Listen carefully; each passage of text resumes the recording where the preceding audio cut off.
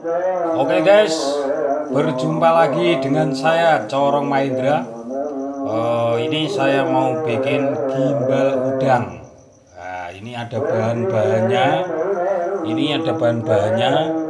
Ada udang 1,5 ons, udah dikelupasin kulitnya.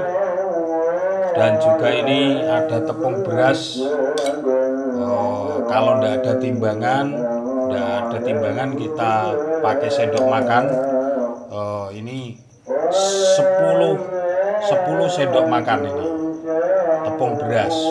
Kalau yang ini tepung terigu 3 sendok makan. Dan juga ada air putih 1 gelas. Ini ada ketumbar, dan ini juga ada kemiri 3 biji. Nah, ini ada bawang merah 1, 2, 3, 4, 5, 6 biji, bawang putih 2 biji, dan juga garam. Ini ada penyedap masakan, ini ada kaldu ya. Nanti kita racik jadi satu antara ini semua. Kita jadikan gimbal yang benar-benar gurih. Oke.